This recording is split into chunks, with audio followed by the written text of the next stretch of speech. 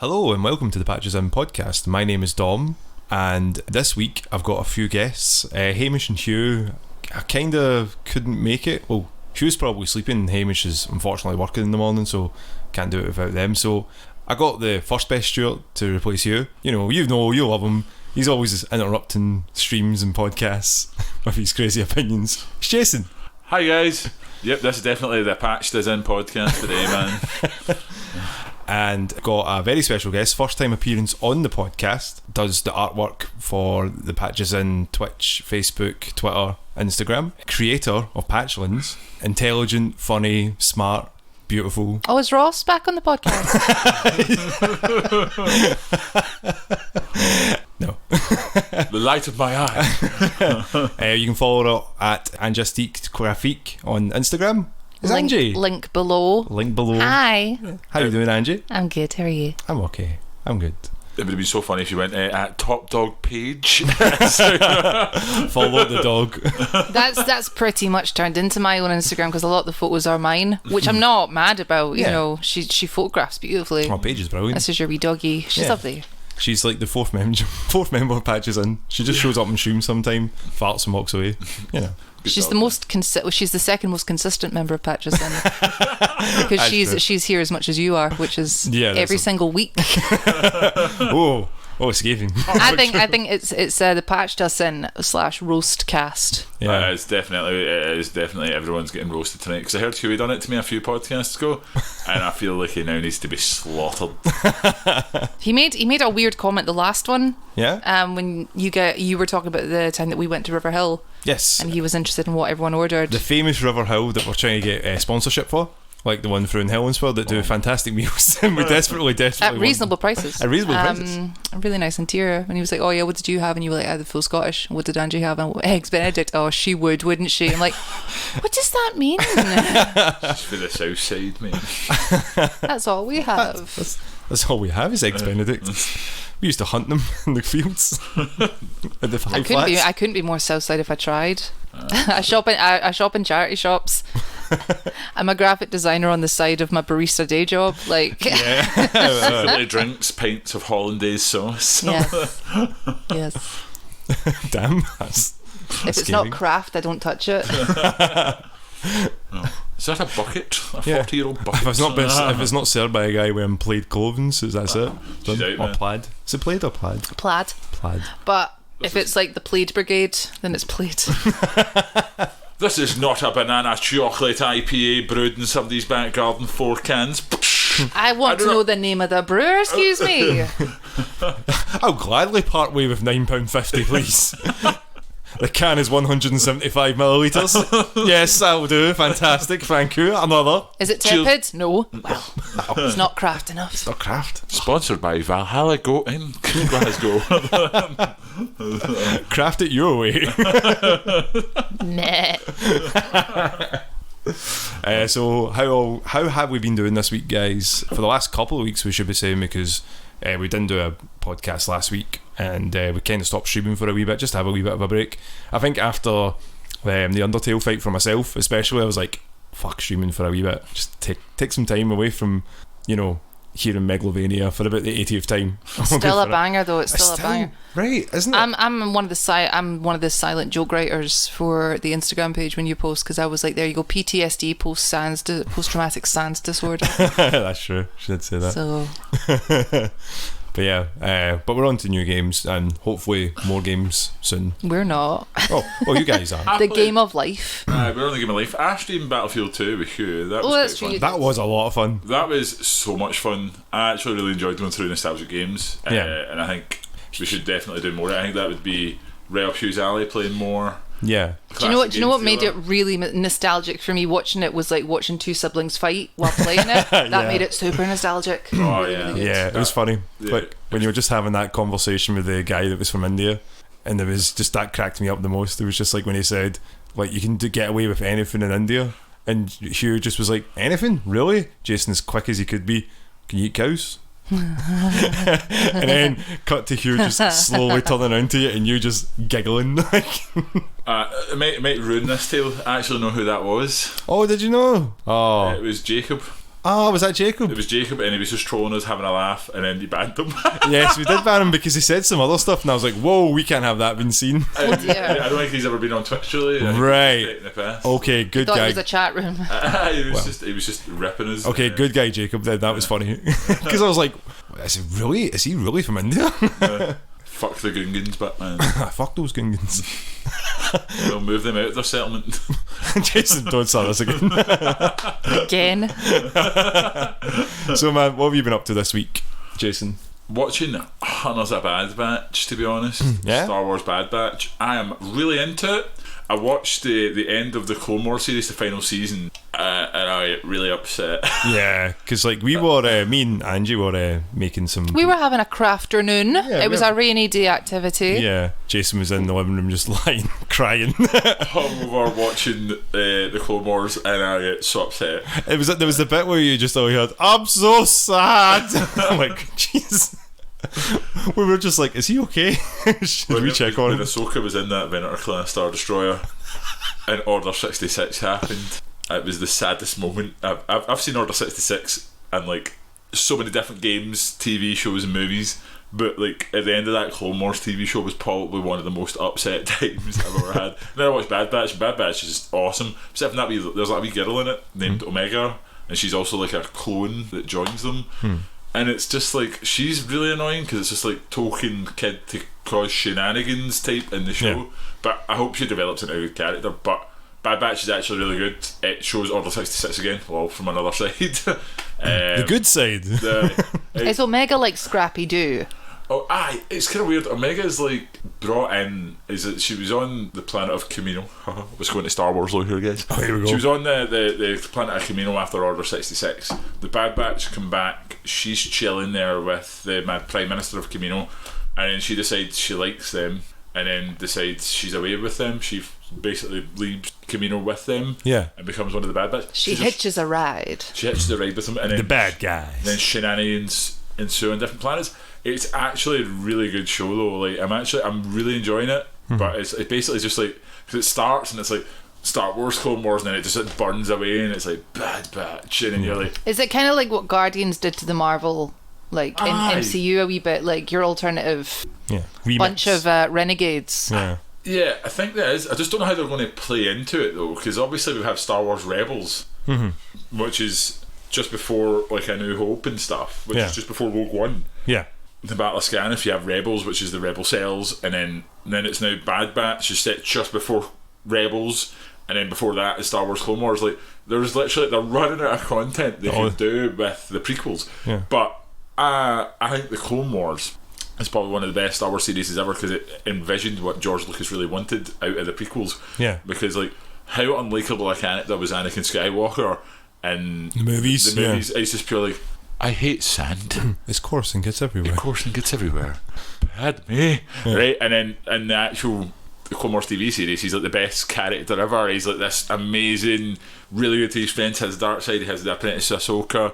They have this really good, funny and the bounce back between him and Obi-Wan. Yeah, because they have Great, they always show in like episode 3, like they've been through a lot, and they're like, I remember what happened in that one. You're like, and you're like, but we don't get to see it. We see him just stand about, have conversations, sit down, stand up, have conversations. Like, So what? this is maybe like him before he hit puberty. Yeah. Well, When he was still kind of a kid and a bit more fun. Just, like, it's, in Revenge of the Sith, it's just Obi-Wan. The only thing we got with the Clone Wars really was that stuff on kettle that doesn't count, and then it just like cuts away, and it's just like, That's it, yeah. I am now Lord Vader, and you're like, Yeah. what? Like, That was part of your idea. but you actually see everything in Clone Wars. I think the Clone Wars TV series is amazing. One of the best cartoon series is like they could have done. Yeah. Because it shows like the literal gradual thing, and then you really feel it, because like Ahsoka was his apprentice, and in Rebels you feel it in Rebels when Ahsoka and him meet again. Yeah. It's just amazing, and Bad Batch is now bridging that gap. Disney have let Dave Filoni. I'm going to pure Star Wars shit. I'm doing this podcast. Oh, that's alright, go on, man. It's amazing, like how much work they've done to, because like I didn't really enjoy the sequel trilogy, but I'm loving what they're doing with the cartoons and the TV shows at the moment. I think it's because it's so much more interesting to like expand what could have been rather than kind of stuff that's been set. Because like people have been like, people were dying for sequels to Star Wars, and when we got episode 1, 2 and 3, a lot of people felt deflated from it, and I feel it's going to be the exact same with the new lines what they've got with like Rey and Kylo. It's going to be, you give a couple of years where people have done things in between those movies, and people will be like, do you know what, yeah, we'll give it that, because they felt very rushed with like Luke, Leia and Han. They were kind of there to basically, spoilers if you haven't seen them, die. All of them basically died, one each died in each movie, so it was rushed. Each of the writers, they didn't have, so even George Lucas had a vision when he made 1, 2 and 3. Jar Jar was the key. He wanted to make toys, right? Don't forget about Jar Jar, right? He wanted to make toys, and he failed miserably. And it was, the first movie was super racist, right? See those aliens, see the Trade Federation guys with the mouse are moving. There's like, there's more Jedi down there, and then the mouse moving. You're just like, it's really racist, man. The Trade Federation is definitely not China, right? Just putting out there, right? But you wonder, because all these decisions had to go through, like, no, do you know? Well, like George Lucas owns, he literally owns Lucas Studios, LucasArts, everything. So he released the movie on his own, and then just he produced it, made it, directed it, paid for it. So at no point there was like a team of writers for any of these. Yes, Mr. Lucas. Okay. We can definitely have those racist things in this movie. There is a great deep dive from a guy from guys called Mr. Plinkett Reviews, and he does every single Star Wars episode 1, 2 and 3 and explains what happened in the background of it and why they came out as terrible as it was, like pacing wise, story wise. It was like, you see George, he's like, I did Phantom Menace in a weekend, and people are like, wait, what do you mean a weekend? That was the first and only draft. And it's like, wait, what about? And then people were like, yeah, wonderful work. And it's like, so that's why it felt like there was like 5 different moments happening at the end, why everything was stretched out. You had Qui-Gon Jinn and Obi-Wan fighting Maul. You also had Anakin. The best fight. Yeah, that was an amazing fight. That was probably the best bit of the movie. You had Anakin flying about. I felt like it was leading up to that bit. That was a great. See when Anakin destroyed the droid ship. Yeah. That really pissed me off. Okay, man. You had the Gungans fighting down against the robots. Gungans, you had Padme fighting off in the Senate. So that's 4. There was another one I can't remember, but don't that's forget 4 about things. Padme too. Yeah. Fadme. But that's like 4 major things happen all in the one moment, all in the one scene, and it says like when you have that, it's very hard to get attached to any of them. Even though a lot of people like, Qui-Gon Jinn and Obi-Wan fighting Maul was amazing. Because the orchestra, that moment, that one so scene, good. Maul was there, that and the music kicks in sometimes, and I turn that shit up. Crank that bass just a little tighter. I think I used that in an Instagram story last year, and it was just me moving like a straw from like a tiny glass to like a full blender full of like daiquiris, and I was like, this feels appropriate. I don't know why. And Attack of the Clones, I actually quite liked Attack of the Clones, and then it was quite boring, the pacing it was bad, and then Revenge of the Sith was an actual Star Wars movie. I think that was the most quotable one. I mean, we quote it most of the time. We just walk about going, people who haven't watched Star Wars quote it. It's amazing. The movie was really good, and then what have I done? The sequels are really bad, but I think what they need to do is go back now and make stories before. That's why they're doing the Jedi High. Is Old Republic? It's not Old Republic, it's the Jedi High or something like that. No, Jedi High. Like Clone High, but with Jedis. I'd watch it. It's like I'd watch that. See, right? I was like, wow, that's Obi-Wan would be like the jock. Yeah. He'd be the JFK of it. Yeah, he would. With the Letterman. Some people have a blue Letterman, some people have a green, so one guy has a red. Jedi High Republic, that's what it's Jedi called. High Republic. I could it's set 100 years before. No, I want Jedi High. I want that now. Clone High. Get away from me, Anakin. I have the high ground.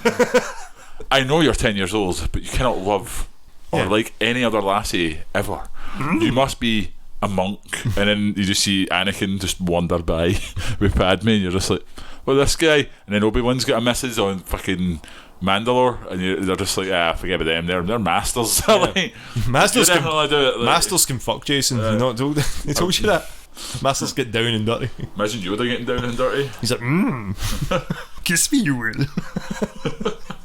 God damn. No. Oh no. Exactly. Anything else you up to, man? Before you answer that, mate, I'm going to partake in Hamish's part of the podcast. Did I just hear a wheel spin into the street? That sounds like Hamish is coming. A wheel? I can hear a jet plane coming by with Danger Zone blasting at the top of it. Drink. Hi guys. Welcome to Sober Night, Hamish. Sorry. I know. So anything else to be up to, man? See anything nice? Play anything good? I've not been playing many games, to be honest. I have downloaded the new Battlefield. I don't know if it's new actually, but Battlefield 5 on the PC, which was 90 gig, which was hilarious. That's when a lot. did games become like 250 gig, right? Because 90 gig actually seems reasonable, and I'm like, that's never the case. Like, when has that been a thing? So we had a discussion a while ago why they were doing this, and it's becoming clearer to me every day that games don't need to be that size. Games never need to be that size. A lot of the time it's digital, just like, when you're buying digitally, you're buying the one copy, it can never be burst. So I mean, it makes sense, you're cutting down on productivity, you're saving money then, but you can still charge reasonable retail price. The issue now is that things want to be constantly updated, and they say, okay, instead of us doing what PCs have been doing for years, where we can look at what the model is, upgrade bits, but we can also delete gigs and kilobytes and like minute, do that. Let's just leave it there, because the more space we take up, the more time you'll be like, I don't want to delete all of that space. Do you know how long it's going to take me to re-download that? I'll just keep that on the console, so you'll always be coming back to that one game. I have a theory, and it's kind of it. I call it micro-monopoly. Micro-monopoly? Micro-monopoly. I've just coined it now. TM. Trademarked. A good example of that was the COD game that came out that was like absolutely massive. Yes, Warzone. 50 gig or something now. But it's like, if that's your new game on your console, and you have to delete other games, its point in its little life, its binary life, its ones and zero life, will be to be eventually the only game on your console. Yeah. And the only one. Only one. It pretty much is. If you have a day one Xbox, like I still do, Or I played day one PlayStation 4. yeah, that is literally the only game that I can have on that console. Because there was the whole thing about, like, there was that meme, it's like, well, who's going to be deleting Spider-Man so they can play Red Dead 2? It's like, it wound up being this weird one or the other thing. Yeah, and it was funny for someone like me to watch. Yeah. Because again, like, all you need to do is jump onto PC, onto Steam, and you see how easy it is to access games. Like, biggest games they have on there are probably Borderland games, or probably right about now, unfortunately, Subnautica, I think, is doing really well on Steam. Is that on consoles? Does that come to consoles? Is it on consoles already? I don't think so. That's the one Lemmy and a few other people are streaming at the moment. It's like Minecraft almost, or something, but like it's underwater. Yeah. I don't think it's out on consoles yet. It's coming to I'm sure it's coming to PS5. But size wise for that, I'm sure that's about 100 gig. That's about Red Dead size. But yeah, if you go into PC for it, the way that they download games is a lot easier. Well, they defragment, don't they? So they have that ability to clear up the SSD and make sure it's not bad. Like the consoles, like these newer consoles, the PS5, Xbox Series X, Xbox Series X and S, you can defrag them in a certain way as well. But wouldn't it be crazy to make that an accessible selling point for the next gen con? Do you think that would be would that, if you had two like, say PS6 and Xbox whatever, Xbox One, what is it, 720, like 236, whatever, like, if the specs of those were identical, but one of them could, like, had an easy defragment setting, or like it had an auto defragment, like, would that be a selling point that would be, it was like, well, that means I can have more games, like, if you're thinking about it? Yeah, well, I think it's like longevity. Everyone's wanting to have, I think everyone wants a console that does everything now. Xbox Series and that X includes playing every game that you own. Yeah, every game that you own, every game that you want to up-res to, because no need to delete anything. Yeah, you could do that. That would be. But you got to think about the amount of server space that is going to absolutely require. Yeah. Like, that is insane. And it'd be nice to. It's nice to have those games on it, because you can get externals, and basically what you can do with like the PlayStation 5 or the Series X and S is that you can put an SSD external in. Yeah. You just move the games back and forth between it. Yeah. And it's instantaneous because of that, and that's kind of like brand new, because if you wanted to say move Call of Duty from your Xbox One S or X or your PlayStation 4 to the SSD external, it takes forever. It takes so long, and you try to run off at the top of it, it just plainly just doesn't work, because it's not compressed or fixed in a way that does work. Where the newer consoles, they have to do it. So would I would I have that if it had better interfaces or better ways of managing space? I would maybe go for that, but there's other factors that would come into play. But that of course, there's going to be other Yeah. factors. I'm kind of dumbing it down into like, you know, a really kind of basic, you know, conversation here. But like, you know, it's not a selling point. Maybe it should be a selling point in the future, along with your spec and your RAM and everything else. All the bells and whistles. All the bells and whistles. It should be a bell and or whistle. Well, that's the thing. I think we're one console generation too early for the always on feature. Because pretty much we are always on now, and that was the biggest thing about the last console generation. You can't really access games unless you're online now. Even if you have a disc, it doesn't really make a difference now. Yeah, it's basically went the way of PCs. Like, discs are basically pointless. Yeah, PCs went that way years ago. Yeah. Like, I can't remember. Like, I think Kev had got Ultima series on disc was the last one I can remember him getting. Giant Windows boxes you got, and it's like playable on Windows, and it was a huge cardboard box. And then everyone's like, well, what about Steam? Like, what about, you know, Steam changed the market. And stuff like that? Steam changed the market, didn't they? So everything's just digital, and you can just basically Good old Valve. Yeah, you can only rent the games. You don't really keep the games because again, at any time, Steam can be like, nah, no access, shut it all down, and you have no games. You technically have spent money on the license, but they could be at any time go, nah, you don't have it. Which, I mean, at the same time, you're like, okay, but I only go on Steam and use the Steam sales, so technically I'm not really losing that much money. But you still don't own those games at the end. It's the same with like Spotify and Apple Music and that. Like, you don't technically, you're paying for a service, you're not paying for the music. So it's the same with like Xbox. Sort of, I think, because like, I think a subscription, well, it's maybe, I think Deezer and Spotify and stuff like that is more like Game Pass. Whereas Steam, you might not own them, but you can download them. Yeah, okay, when you open them up, you do have to go through Steam. Yes. But you can get Steam for free. Yes. Whereas Spotify, well, okay, technically you can get that for free as well, but you don't keep it for free. No one keeps their free trial for long. Yeah. Apple Music only, you know, that's the only way you can purchase stuff. You can purchase to keep, and it's the same with Xbox. If you really liked a game you played on Game Pass and you wanted to keep it, you can purchase it at a discounted rate, and you would be able to keep it. Again, it's the same way with Xbox. If they decide one day that game's no longer, we're not letting you buy that game, they can take it off and you have no say. Same with PT, happened on PlayStation 4. That's where it gets a bit worrying, and we always have that discussion on this podcast. Like, would you rather keep your game and keep up big storages, or would you be like, nah, I'd rather have a downloaded version of it? But it's always like, you know, hit and miss. There's your advantages and disadvantages to it, because of course, it can be swing and a miss. But then you just look at what you guys should do a podcast. We should, right? Yeah. More podcasts. I mean, all you need to look at is like Hugh's gaming collection. What he has is like insane, like the amount of space that it takes up, and then, you know, he's been slowly getting rid of like the ones that he doesn't use, and the amount of space that he saved. Yeah, it was unreal. And he's showed us like all the games that I had there was in this. Yeah. And you're like, well, yeah, of course. Like, why would you not switch for that? It's more having physical media. I feel it's a bit easier to have, but the last physical game I think I got was Devil May Cry. Oh, it's been the a while. special edition.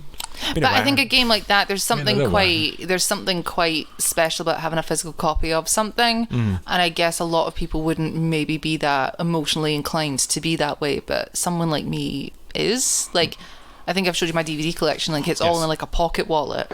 But the DVDs that I genuinely love, I've kept the cases for, and they are on display. But the other ones are just like, you know, man, those days are over almost. You got to think about it. Like, we don't, anything you buy nowadays, the only physical things that you buy is consoles or TVs, and everything else is pretty much now CDs, digital, DVDs, digital. Everything's been streamlined. Everything's on the phone. Yeah, you don't really own physical. Like, unless it's like something that a PC or something like that, you're not really buying physical media anymore. But yeah, with physical media, it's just because there is a nostalgia. I do know what you mean. There is nostalgia. Like, when you come to mine, it is like a real lack of technology at mine. It's all that wee TV is hilarious. Oh, it's cute though. It's all I need. It's not a living room TV, man. It's just sad. It was a gift, and I received it very gladly. Jamie, if you're listening, thank you. It's a minus 22-inch. Oh, I love it. It's just my little Left 4 Dead machine, and I think it's so cute. But there is like a crazy lack of technology. But listen, that's the way I quite like to live. Yeah. And I think when you come up to mine, just disclaimer, we're partners. If we've not, that's not become apparent. Meet me and Angie. Yeah. But I think when you come up to mind, there's something quite nostalgic about like making dinner and picking a DVD. We don't do it every single time. We do stream stuff. We will watch stuff and stuff like that. But there's something quite... Internet. And that's how we watched... was it Tropic Thunder a little while ago? Yeah, it was Tropic Thunder. I was talking about it on the podcast. Stuff like that, yeah. What a movie. And it's something kind of nice about that. Like, and it's... I remember we were talking about it one night. Now it's akin to the Blockbuster days, where you would base your whole night around this one movie. And I don't know, there's something weirdly... That's actually quite cute, actually. You know? So... Makes it a bit more. I feel very spoiled for choice up here. Yeah. So it's crazy, like... the difference that we sort of have, but we get to enjoy both. Yeah, because you have like a selective choice and then you have too much choice. Yeah. Because like you can be overwhelmed by the amount of things. It's like, well, if you don't see anything you like on Netflix, which is kind of impossible, it was like, do you know how much content is on Netflix? All right, well, you got Disney Plus. I've not found anything good on Disney Plus. Do you know how much content is on Disney Plus? And it's like, Prime. Yeah. Well, just go on Amazon Prime. Yeah. YouTube, like all the other BritBox if you need to go into that. It's like insane, and people like there's nothing on, and you're like, that's true.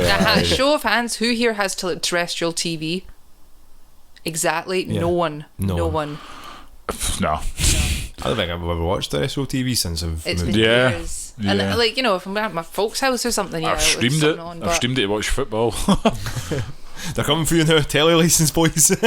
Fuck them, man. Fuck them. So, Angie. Hello. First time on the podcast. Yes. How has your week podcast been? number 3? Podcast number 3. I know you're just jumping about everywhere, aren't you? I know, a little podcast slut over here. Slutting about. Podcasting up. Podcast world. Yeah. Hello. So, how about you give yourself a little introduction, what you do, oh God, how you know everybody, and how your week's been, or weeks. I'm your girlfriend. And I'm not your girlfriend. No, but you, thank you a lot, because there was 6 months and Dom didn't leave the house, and then you got me out the house, and I was probably the most thankful person in the whole world at that point. Fuck you, Jason. I'm Paige's stepmom. Yes. Paige's stepmom. She's over in the corner page right now. You can't hear her. She's sleeping. Woof.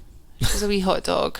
Oh, well, would you want to know quick fire questions or something? It seems like, oh God, I have to talk about myself. I don't know. Okay. Favourite colour? Purple. I was about to say date of birth. I was like, don't do you that. should know this. I'll ask you. Favourite colour? Occupation? I'm barista. Passion? You. Oh, yeah. Favourite band? We've had a few drinks. Oh God. Gun to head, 9 Inch Nails. Okay. If I could only pick one. Place you want to live? Norway. Place you wouldn't want to live? Here. Sweden. Because I would be from Norway, and that's what we don't do, right? The Swedes and the Danish people, and they have IKEA. They've got bacon. Yeah. Oh no, IKEA! I do like IKEA. The meatballs, the mad like fake IKEA. horsey meatballs. Where did I not live? Somewhere hot. Spain, probably. Somewhere like hot all the time. Okay. And how's your week been? All right. All right. It's been good. It's been good. You play much? See much? Do much? I haven't played any. Well, I had a little shot of Horizon Zero Dawn. Not enough play time to really comment on it. It's gorgeous. It is gorgeous. It's a beautiful game. I'm enjoying the concept so far. I would like to play more, but it's enough to kind of. I like a game that starts quick. I suck at that game. Yeah. I suck at that game. I'm still a kid in it. Like I'm not really done any kind of combat or anything. First boss. Quit the game, mate. Really? AFK, mate. Yeah, I got it at Christmas. I was so excited when I bought my computer and I got the Game of the Year edition. I'm bad at single player games, man. Give me like a machine gun and some mad 12-year-old screaming at me online, and I will make it my life's ambition to shoot that wee kid in the face. And I'm very good at it. But single player games, unless it's RuneScape, League of Legends, I'm not very good at them actually. Counter-Strike or FIFA. There you go, FIFA maybe. There we go. Other than that, I'm the opposite. I love me a fucking sandbox. Give me a sandbox. Terrible. I get bored. Like Saints Row is one of my favorite game franchises ever. I love it. It's probably my most replayed game as Saints Row 4. I love it. And the Batman games, the first 3, Origins was okay, but Arkham City again, just give me. I'm like a kid in a sandbox, happy in one of those. I liked the first game, the first Arkham game. That was brilliant. I completed that, and I tried to play Arkham City, and again I was like, oh, there's too much shit, man. There's too much collectibles, and my wee brain just went, nah, not today. Nah. I liked Arkham Knight. That was fun. I did like. I liked when it dropped down to the fucking like no FPS though when you jumped in a fucking car. Oh, that was the issue. Like Rocksteady had like when they first launched, and then they turned around and went, "Oh, see the one issues you have on your PC." Fuck you, we got your money. And everyone was like, whoa, you just can't turn around and tell people to go fuck themselves. Rocksteady used to be the good guys, like, you know, kind of back when Arkham reigned supreme. It was like Rocksteady could do no wrong. And then they donated the game mechanics to Warner Brother Montreal for Origins. And Origins, it was okay. It was an okay game. But they basically canned it up. No, they ended up splitting that off over to Lord of the Rings, and they did the Shadow of Mordor and Shadow of War game, and that's why that game is very similar. But then they've copyrighted that game mechanic. So see if you try to use that in any other game. No, not the Nemesis system in the actual. It's ridiculous. And am I right in saying it won awards for that combat system? Yes.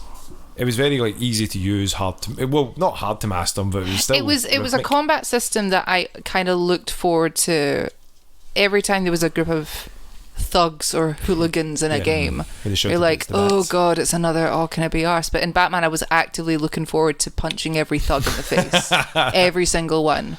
You know, it was a great combat system. I really, really enjoyed it. It made the game more dynamic for me, for sure. You were very much in the universe involved because you were constantly wanting to be active in it. You weren't just like mashing buttons. You were countering. You were something as simple as a camera adjustment. Like the camera just goes up and back by like a couple of degrees, and it's enough to just open that up, and then great. Yeah, I can nerd out about stuff like that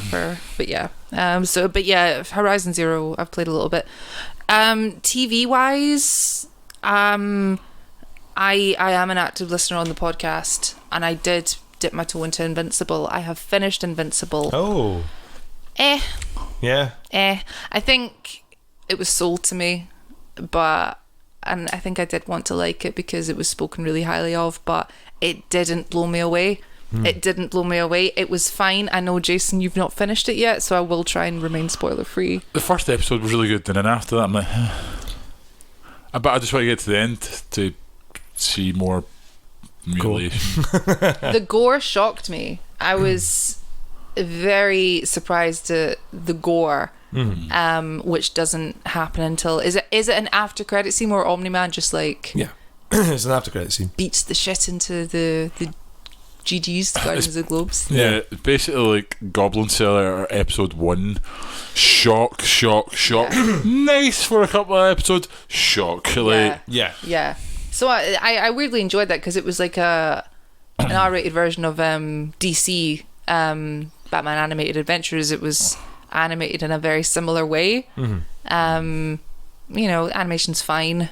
I felt the animation was a bit choppy at places. I didn't really know who the target audience was, if I'm honest, because I haven't seen it advertised. The only time I've really heard about it being spoken about was on the podcast, and the meme, the Omni-Man like think mark, like that meme, which has been floating about the internet. And I was like, I haven't really heard anything else about it, but people, it's on the radar somewhere clearly, because as soon as it's a meme, it's famous. I think people are just really excited to see where it goes, because like season 2 and 3 have been confirmed as well, right? And they will get a lot better. Again, you just got to look at it as a foundation of a story. Like I think the lads will say, Hugh was saying, it was like, I'm kind of sick of seeing these stories where the Superman is a bad guy, or the main protagonist is like a psycho, and it's like, oh, he's but we got guy. The Boys, and The Boys was amazing. The Boys was so good. And it's like, I mean, I can understand. Have you seen The Boys, Jason? I've seen all The Boys. Yeah. I mean, I can understand the frustration of that, because again, like, you got to look at like Brightburn and all these other movies. That Jupiter Legacy that came out on Netflix. I mean, that got cancelled. That got cancelled immediately. I mean, I watched 2 episodes of it, and I'm like, this is fucking shit.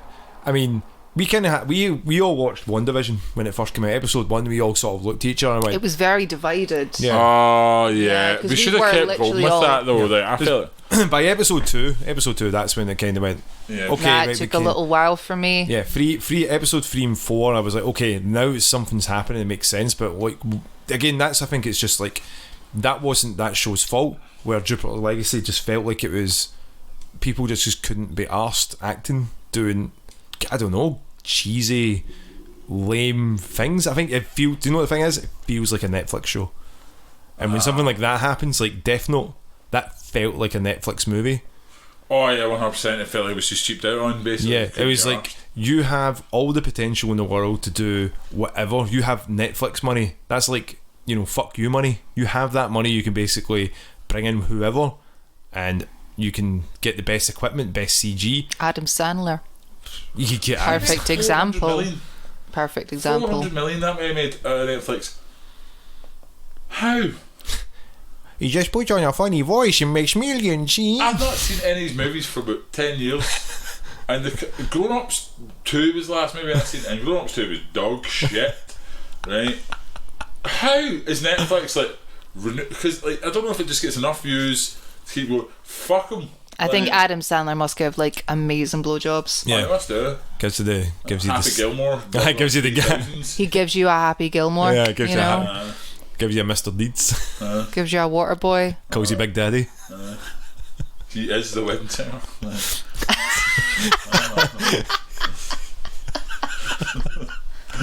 He won't take you on 51st dates though. Do you know there's another show I've been watching? Uh-huh.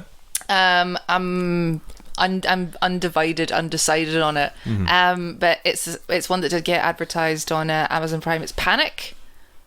No, I've never heard of that.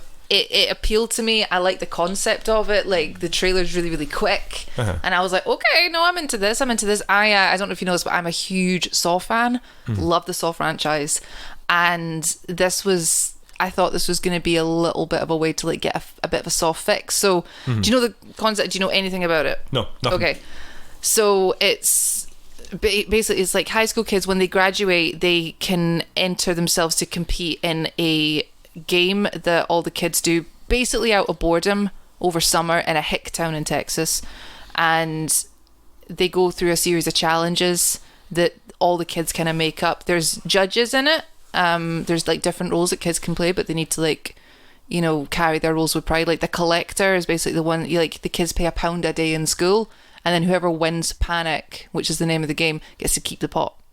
Okay. And the aim of the game is you can win the challenge if you don't panic. So it's a really, really like short, sweet, simple trailer, and I'm like, I'm in. See if our concept is really good and really interesting, like movies like Circle or The Platform, Snowpiercer, things like that have kind of an interesting concept. I'm there for the ride. Cube is another one. So I was like, I'm into this. It's a bit like the soundtrack's good. I don't recognize any actors in it, so we could get a couple of really good breakout actors from this. It's all kind of teen, think Stranger Things, like maybe a little bit older. But as far as the acting and the script writing goes, it's a bit twee. It's a bit I'm just not. I was expecting more. I was expecting an Invincible Saw level of gore, and I ain't getting it. I'm very disappointed. Like you'll see things where, like, if someone gets hit or someone falls or whatever, like it does the cutaway, like the fade to black cutaway, and you're like, God damn it! Come on, I want to see them hit the ground. I want to see them die.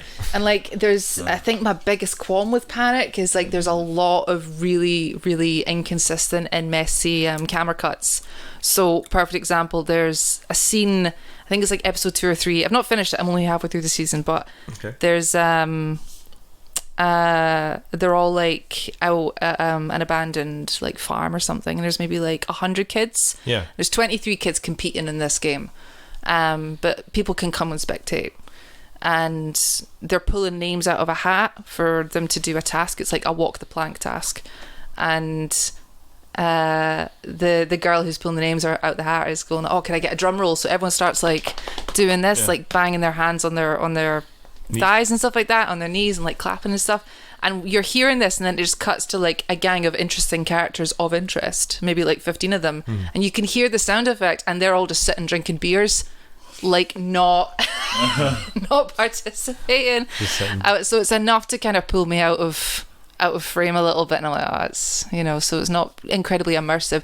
And it's annoying because it could have been a really immersive, dark twisted show, Yeah. and it just feels like a bit teen romancy. Very, I'm going to stick with it. very Hunger Games. I've not seen the Hunger Games. Okay. And Hunger Games pissed me off.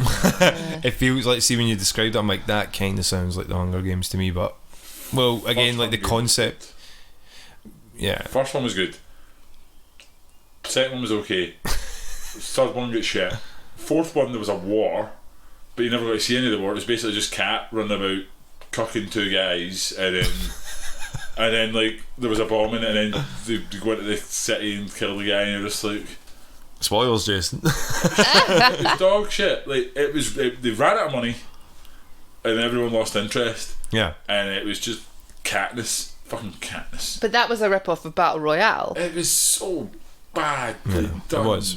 But again, I can understand it's like, it feels very. I like the grittiness because it's like it's in a hick town, and like the girl who's the main character is like competing because she needs money so she can go to college. It's all very like been there, done that. It's been very done to death. But I like the fact that it's all been kind of like, you know, there is no health and safety officer for this game. It is all done by children. It's all done by kids, and I kind of like about that because shit can go wrong. Because And has it gone wrong? We don't know because it cuts away, mate. Like, I know. Sound effects don't match up and stuff. No. That's it. Stuff has gone wrong in the past Yeah. because they cut back like because the judges from last year pick the judges for the year coming, and it's all done in secret. So it's like a secret society some kids have made, and it's grown arms and legs, and Yeah. you know, It's going to, yeah, it's his own sort of beast. yeah, yeah. Random chat. Yeah. So like I say, like if a concept grabs me, I'll probably be there until the end. Where can you find it? Amazon Prime. Amazon Prime. Sponsored by Amazon Prime. And it was just because I finished Invincible, and I was like, what can I watch next? I like to have a TV series on the go. Yeah. So I was Watch like, Clone Wars. Watch Star Wars Clone Wars. after seeing what Clone Wars did to you, I don't think I can bring myself to do that. We heard a giant cry. It was like, "Ah!" We're like, fucking. It was so sad. What about you? What have you been up to this week? Me, this week, finally beat Sans. Woohoo! I'm all done to that stream, and he was already done. He was just sitting there like, "It's a good stream, guys. Good night." And I was like, "Wait a minute, hold on the fucking minute. I just got the notification that he was online. Like, that's motherfucker's I know. I saw you practicing." come in. And you were like, "Oh, did I miss it?" Yes. Yeah, it was Didn't like an hour and a half. It was, you know, but it wasn't really an hour and a half. It was like 7.5 hours. It was a fucking pain in the ass. But it's Really, done. it was weeks because that fight stayed with you even when you weren't streaming. Every time you closed your eyes. Yeah, I could hear Sans. I could hear him going. Usually Dom's quite active in the stream. He's talking away, right? I came in, right, good work, and he's just sitting there in silence, just pure. I came in and saw Dom once, and I went, "It's a beautiful day outside," and he just started crying. Yeah. She's like, but the birds are singing. We went to the beach and spent some time on the sands, and Dom's like PTSD. Like, I offered him some. I made. Do you know, Jason? I made a beautiful, beautiful butterscotch pie. Dom just cried into it. Didn't touch it. I put it on the floor. Yeah. You know. She gave me a mic as Undertale well. references. I made spaghetti, set the kitchen on fire. Yeah. Maybe I'll be now. But yeah, great game.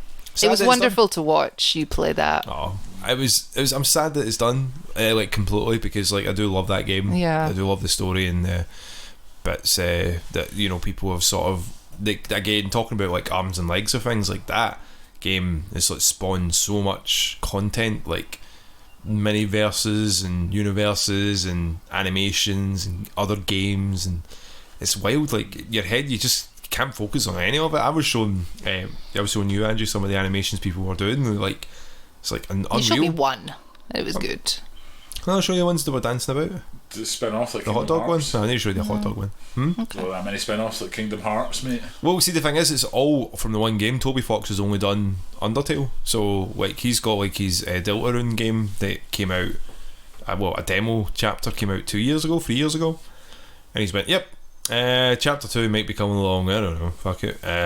He's very sans about it. Yeah, he's like fucking. But he's very like, that's the way that he works, and he's not done a Kickstarter for this game, because that was like how Undertale started, was from his Kickstarter game, and it blew up into this fucking. $50,000 was it, and it blew that out of the water. Yeah, it was like. Was that into Game Undertale? Aye. How much money do you get? it was like 150,000 or something like that. It was like 10, 15 times the amount they got for it, and he was like, "Oh shit!" But that was when Kickstarter. You wonder how that was advertised. Like, you wonder. I would see if I could go back in time. I would love to look at that Kickstarter and be like, what is so captivating about this piece of text? Because I can when I was watching you stream Undertale, you know, I understand if you get it, if you've played games before, you know how the stories are run, and just, you know, the art of storytelling. And I get that it's quite kitsch, and I get it's quite funny and silly, but it has this amazing big heart. I can also see loads of people not in bunny rabbit ears getting it. I can see a lot of people playing Undertale and not getting the heart of it, you know? Yeah. And being like, this is shit. This is just a, you know... It's just an indie game where I'm just clicking. Yeah. This has no, like, boss fights or whatever. Like, it's all mini games. Yeah. I can understand people being like, not, you know, not continuing with it. So it was nice to see that being done from, like, start to finish. Yeah. And I think the way that you kind of told the story along with the story of Undertale was kind of, you know, where to point stuff out and, you know, highlight stuff. That was funny. And it's nice to sort of like show off that game, because again, it does get talked about a lot. People say, oh, it's really underrated. And went, fucking, you just go on the internet and you could fucking find anything about Undertale. It's not that underrated. It's not. It's really not. But I think I get what people mean by that. Like, I know it's not underrated because everyone knows Megalovania, but not everyone knows where that's from. I get it. Like, but it kind of works better as an indie game. Like, it's not.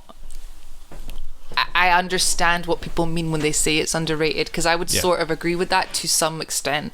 Yeah, true.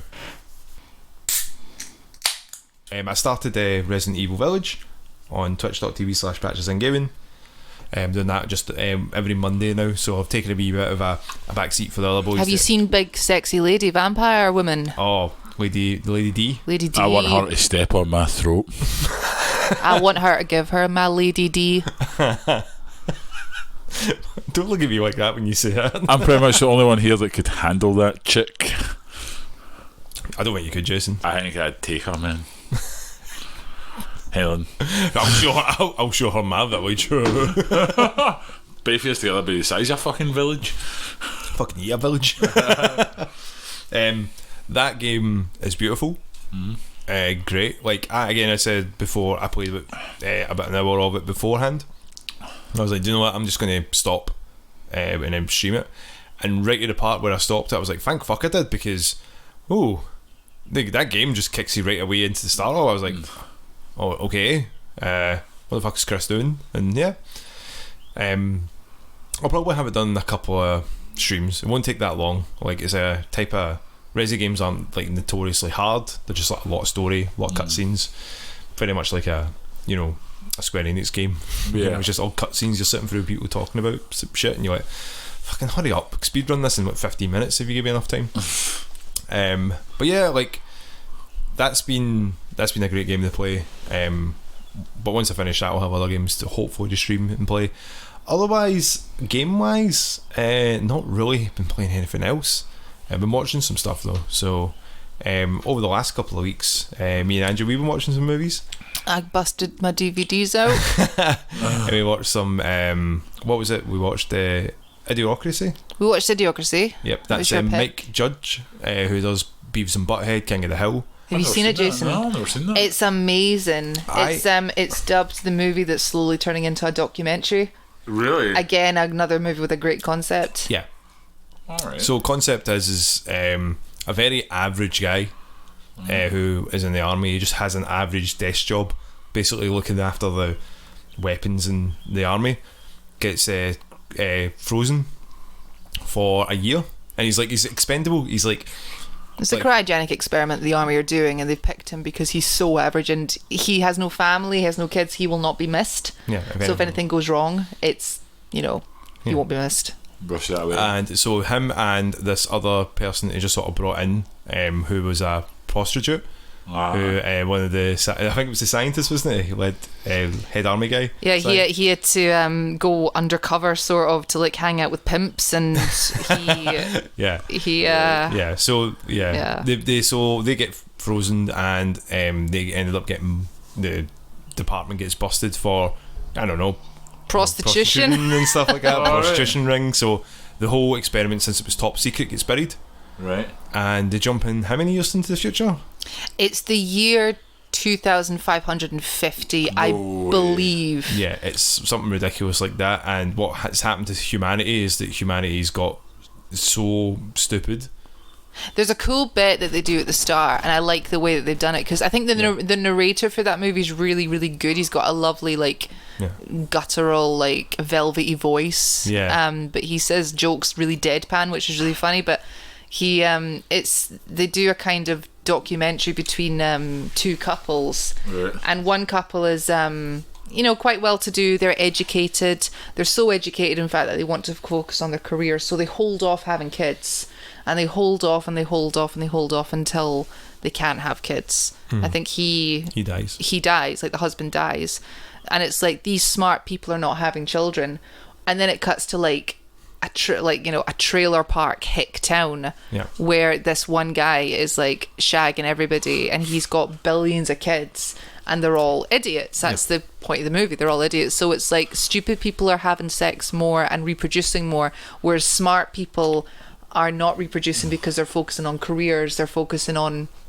things like that. They're trying to help humanity, but at the same time they're not helping humanity because they are basically not breeding to make better, smarter people, where all the idiots are just breeding. Yeah, they're just breeding all the time, because like it's funny when they're showing you the time lapse of like the babies. It's like one coming from one person. It's like the family trees, and it's like one guy, and then his son has like sex with all these other lassies, and, and it just jumps up, and the guy's having affairs with other women and stuff, and his family tree like explodes, and then we know a few people like that. Like. Yeah. So it jumps to it's Luke Wilson, isn't it? Two of the Wilson brothers are in it, and one of them is not Owen. Wow. Wow. He does say wow when we were like, yeah, he says wow. Is it really good? Yeah, it's I love it. Was it 2005 that movie was made? Yeah. It holds up, I think. It does, because like the dialect as well, what they use, they don't like the way Luke Wilson talks as well, because he says, hey, you're talking like an idiot, and it's like, well, I'm not, I'm just talking normally, but they're so stupid, they think they're like either being smart, and fans look at them, and but the thing is, it's their diction's like sort of shrunks down so much that they think they're getting insulted and they get angry. So he's like, I don't understand what's going on, where the fuck am I?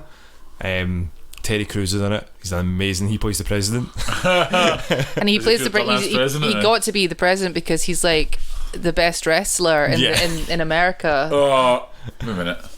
He's just like, you probably seen him with the Stars and Stripes and gifts, like punching things and stuff like that. Yeah, he's amazing with a gun and shooting and all that. He's amazing. Yeah.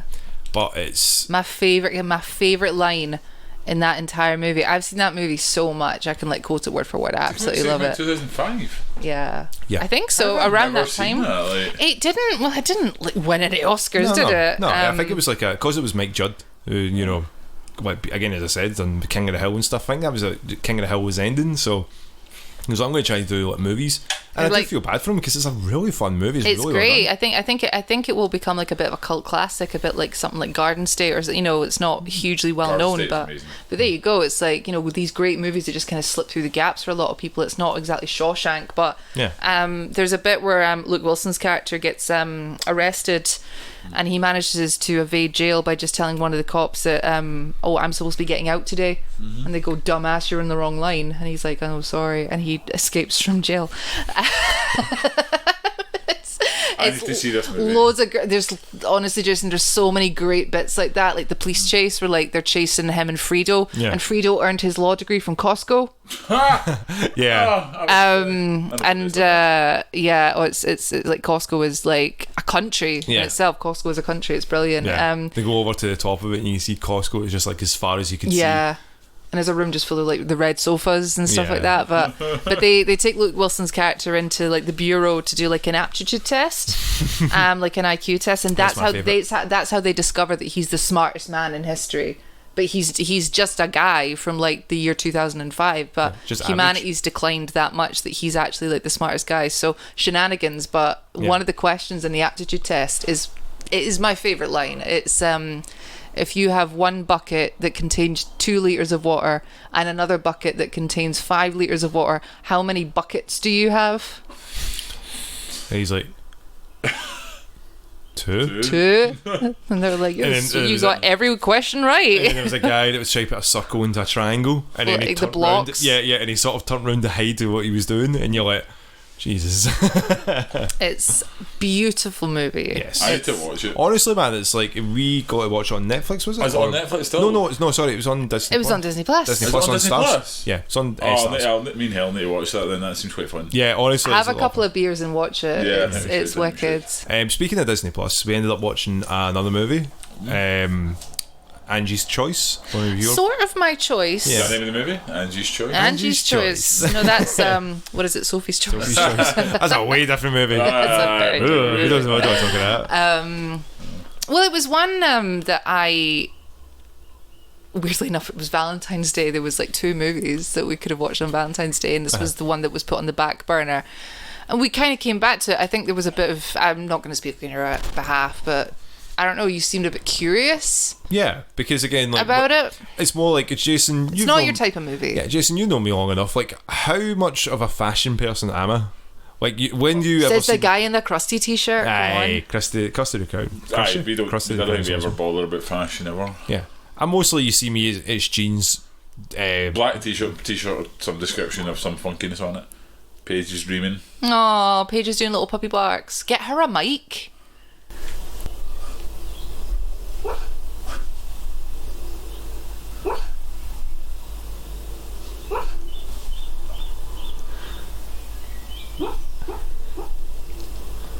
Thank you, Paige, for your contribution.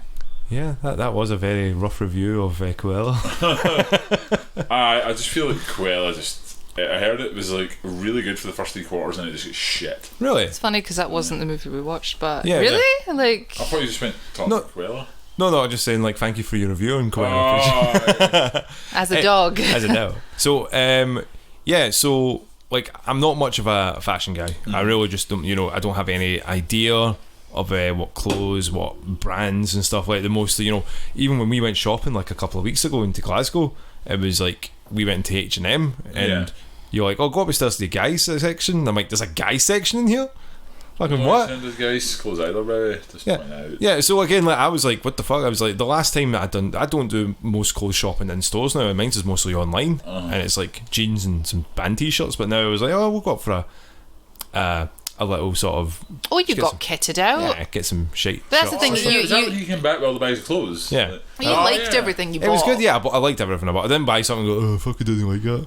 Everything was nice and want I that was crusty just t-shirt. silently like handing you stuff on hangers, and then if you put it back, and if you liked it, you just ooh. yeah, It's like, here's something with a skull on it. Like, yes, here's Yes. something with scorpions on it. Yes. Yes. So, the reason why I bring that up as well was the movie we watched was The Devil Wears Prada, which is that's a very chick flick kind of movie. So it would seem. Yeah, So it would seem. but you watch it and it's very. I was even saying, this just reminds me of Sex in the City. Like, Was it very like, Sex and the City like then? kinda, but they found out later it was the guy that directed the Sex and the City movie did it, and I was like, that kind of makes sense. But to be fair, it is a lot in New York and in Paris as well. Actually, New York and Paris. Do you really like the movie then, Angie? Do you actually like The Devil's Prada? I love The Devil Wears Prada. I adore it. I think it's wicked. I'm not crazy into fashion either. I don't care about brands. I really don't. I watched it on an airplane years ago when I was 16, the year it came out, which was 2006. And I thought it was wonderful. I thought it was really good. I thought it was really well shot. Meryl Streep is fucking amazing in it. yeah, she's really good. She's amazing in it. Like, just the acting in it is really good. It's not fashion. Okay, it would be wrong of me to say that fashion doesn't play a part. Of course it Yeah. does, but fashion is used to tell the story Right, of how far you would go for your career.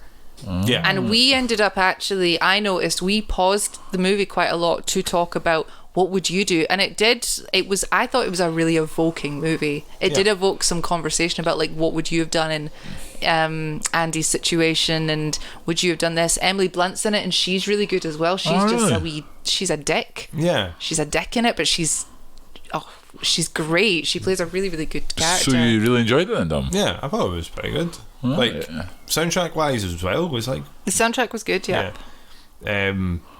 yeah, it was again not much on fashion and stuff like that. I was very like, oh, whatever, and then like they kept calling her Six, I was like, 6? That's a weird name. And you're like, yeah, that's because like our dress size. Which is a 10 in the UK, which is like slightly smaller than I am. But because of they work in a fashion house, everyone's really skinny. So they call her 6. Like, that's Anne Hathaway's character. She's like the new kid and she knows nothing about fashion. And they call her a 6. She finds out what her wee nickname is for herself. And it's like, oh yeah, it's your dress size. And she's a size 10. Like, she's smaller than me. But they're like, oh yeah, it's because you're fat. Because you're fat, you're not a 0. And I was You're like, not a size 0. Because this was around the time that the whole size 0 thing was really hitting the papers. Oh yeah, because it had to be, because we had to get rid of it, didn't there? There's no size zeros anymore, really, is there? And it's really sad because she does obviously change a little bit. She doesn't let her job completely rip her apart, but there's a point where you think that, you know, she might be changing, and she's toasting something to one of the creative directors in the firm, and he goes, oh, you've done not bad for yourself, 6. And she goes, 4. So she's lost weight and she's proud of it, and you get I get a wee bit sad watching that, because yeah, she seems happy, but you know, so I think it is quite evoking. I think it's a really evoking movie, and it's not just girls in skirts and dresses running around like a la Sex in the City, you know, which is, you know, I'd love Sex in the City as well, but I think it is a little bit more grown up. I think it's slightly darker. I think there's more conversations. That sounds horrible. That sounds almost like a horror movie. Like, do you want to be a size 0? Yeah, like, no. And you know, the main antagonist doesn't raise her voice. Very. No, she doesn't. Yeah. Why is no one ready? Yeah, very, very quiet. She fucking knocked it out of the park. Meryl Streep, was she the bad person then? Yeah, she's the devil who wears Prada. Oh, right. There was a great I can't remember. I'll need to go look back and watch it, but I think there was it was the Oscars or the Globes or something like that. But Emily Blunt and Anne Hathaway go up on stage to co-present an award together, and they're like, "Oh, Meryl Streep's here."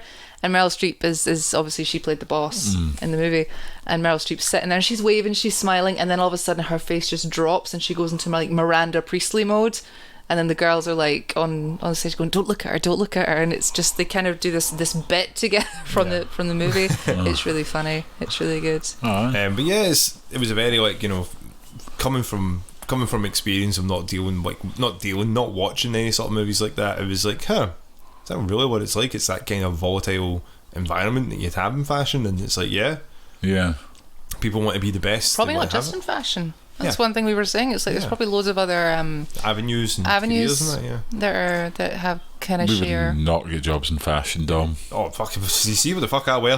Do you see the fuck I am wearing the same American football top that I wore 7 years ago. I was going to buy a shirt with cherry stems on it, then it was like bright pink and stuff, and I was buying it not just because I was like, oh man, that would look good. I was buying it because I was like, that looks so hideous.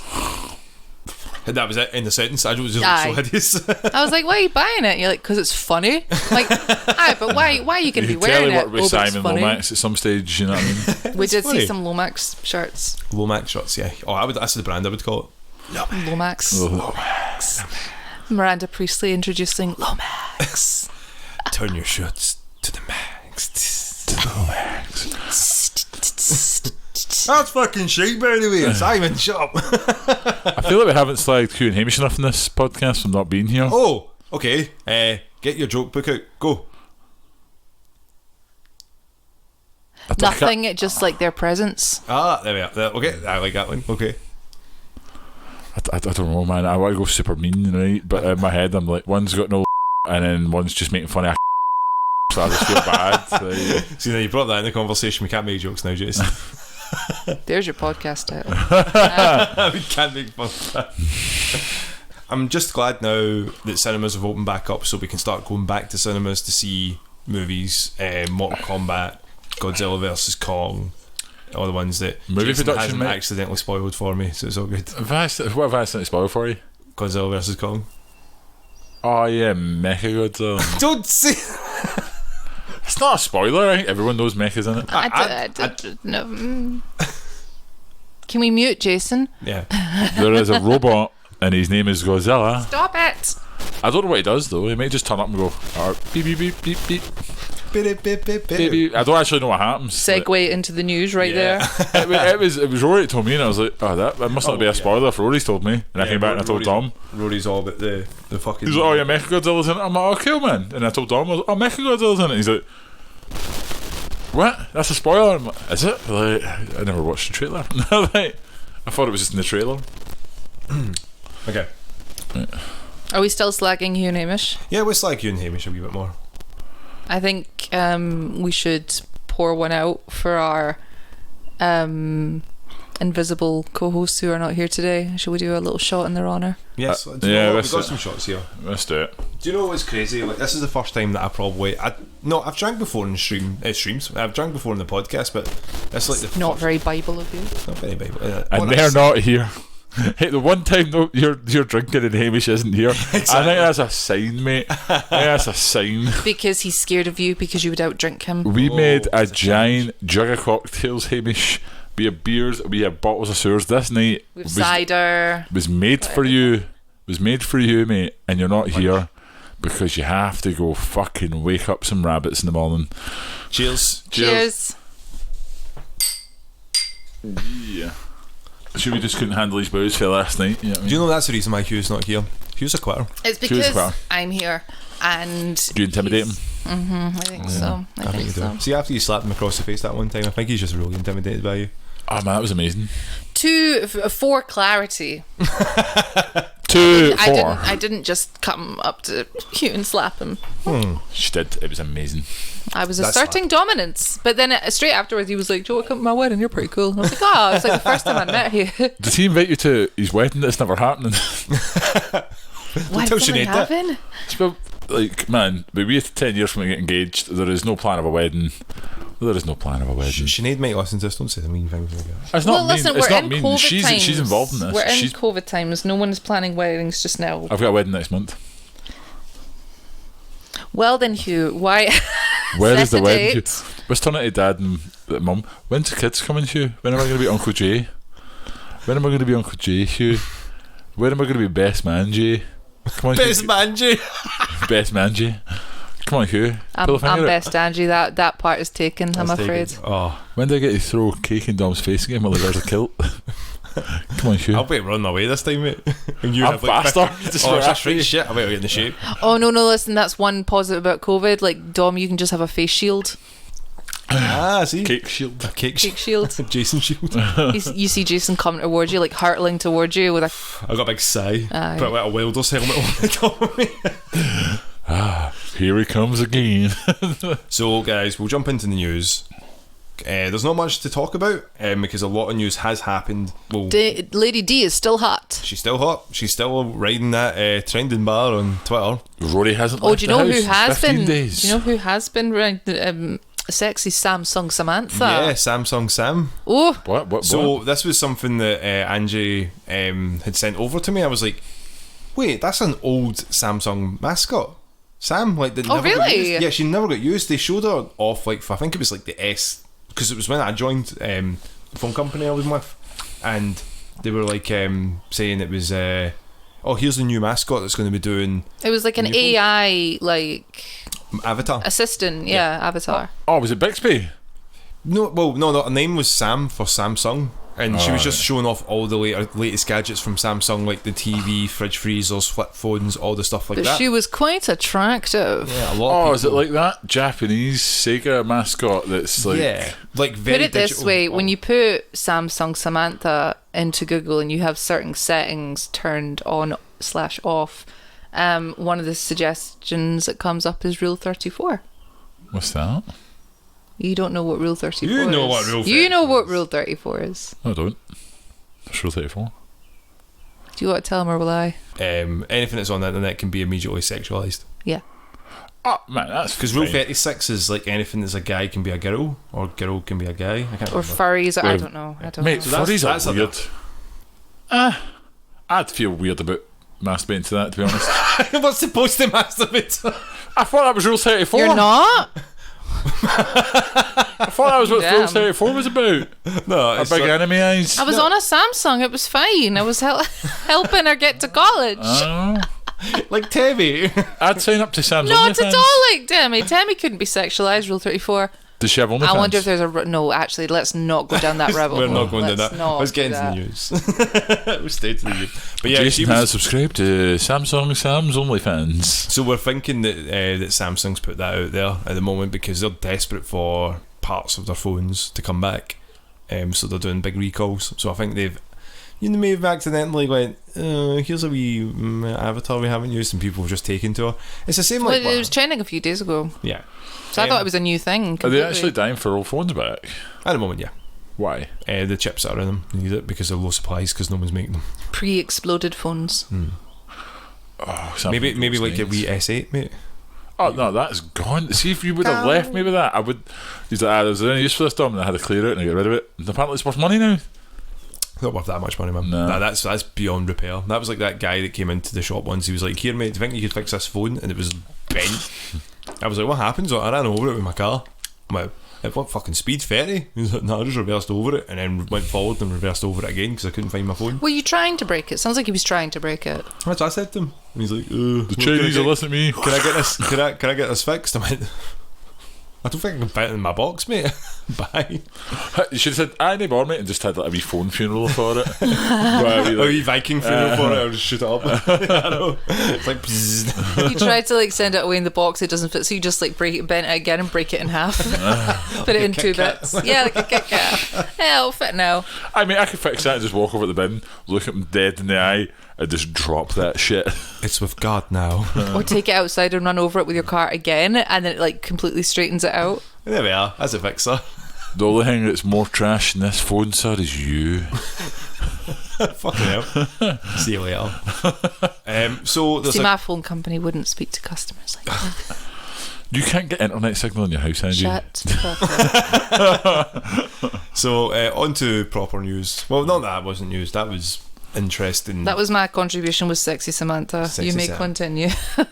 So Deep Silver, who make a couple of games, Saints Row, Time Splitters, Metro. They've been for years. Dead Island 2 has been in the works. Oh, Anyone remember the trailer for that? Hoodoo, you voodoo bitch. Yeah. So it was the guy. That's all that was I running. remember. He just runs. He's running down the Sunset Boulevard. Oh, yeah. I think it's Sunset Boulevard, like the beach. Yeah. And he's just running, but he's got a bite mark on his wrist. And he's just running, and there's zombies attacks him behind him. It's all CG. Yeah. And then he's degrades, and then he's just running. Jack Black was supposed to be in it. It's all this sort of. They turn up in the minivan. They're like, Yeah. get in, man. Is that, he's got a cool pair of sneakers, bro. Like, Yeah, it's like really Chad. It was really. So that's coming out soon then? So no. It's been cancelled, Jason. No. E3 2021. Deep Silver aren't going to be there at all. So that's like a big red flag for a lot of people for it, because Time Splitters had just been announced that it's going to be getting a remake. And it's coming back, so it's the old Time Splitters 1, 2 and 3 are getting remastered, remade for next gen consoles. A lot of consoles, a lot of developers are making their own sort of stages at E3 this year. A lot of it still being digital only because of obviously everything that's still going on. Why? What's going on? The vid's happening. The vid. Is that still here? Yeah. Man. We all take a lot of protests. We guys. did. It was hilarious to watch. It was, yeah. We don't want to talk about that in the middle news. My nose. It was tickling my nose. It was funny. I'm sitting there going, That is news, Dom. News is we're negative, mate. We don't have STIs. or babies. Oh, Or babies. Thank God. It's when I was explaining to you at the test where I was like, alright, how does it work? I was like, oh, it's just like a pregnancy test. One line is, in fact, why am I akin that to a pregnancy test? Like, you've ever taken one? I'd be worried if you had. Be very worried if you had. We had to one time. Aye. What happened? I wasn't that joke. okay. Did you run away from Bible camp? Ran away from Bible camp, yeah. And they said if you do this, you'll get pregnant. Took a plan B. Took a plan B. Did you give it in the plan B? Is that can't get pregnant the way we're doing it. Plan D. Yes, that'll get you pregnant. Plan D. Bible camp was at the Oh, leave that in. I just remember Censor that then. Plan C. You said you had news. So some more news there. Has anyone played No More Heroes? Probably not. So Travis is a maverick assassin who is going up the ranks to kill all other assassins to become the top rank assassin. And it's done in a comic book style. It was on the Wii. Great soundtrack. I know it is. I have it now. 1 and 2 is now coming to Steam. So I think it's on the Switch. No More Hero 3 is coming out, and well, with the running of that, it's coming onto Steam. It's coming down at a really cheap price. So if you've not played it, yeah, jump on that. I'd highly suggest playing it because it's a lot of fun. I think there's something really, really inherently funny about titles that have like no more, or like the like final death, or what anything with a really kind of final term in it, and then they stick a number on the end of it, like No More Heroes 2. Yeah. There's something really hilarious about Fast and that. Furious Lightsabers, 9. does it not basically have a lightsaber? Is that the guy basically has a lightsaber? Yeah, basically. Yeah, I remember that game. It better not have motion controls though for the PC. Yes, it had motion controls. But I mean, surely it's controller based for the PC, mouse and keyboard. Yeah, most likely it'll be like a QWERTY. I'm not hooking a Wii controller up to my PC. It has the song No More Heroes in it though, which is a good tune. No more heroes anymore. That was a good game. I remember watching a retrospective on it. It was good. It makes me sad though, it's 2007 it came out. I was like, This year I left high school. That was the year you bought me Rampage Total Destruction for the Wii, yeah, well, that's when you were playing your Wii. Remember I had that, we were in the living room, my dad's like, what are you doing? I'm just like, Kamehameha. Hey man, what? Can't fucking beat that shit. Other news that's coming out again, we were talking about it a few weeks ago, that rumours have sort of speculated about the Switch Pro.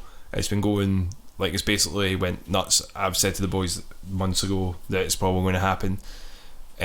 Some news has came out that they're planning on dropping it in November, just in time for a little sequel game coming out that I've been desperately waiting for, Breath of the Wild 2.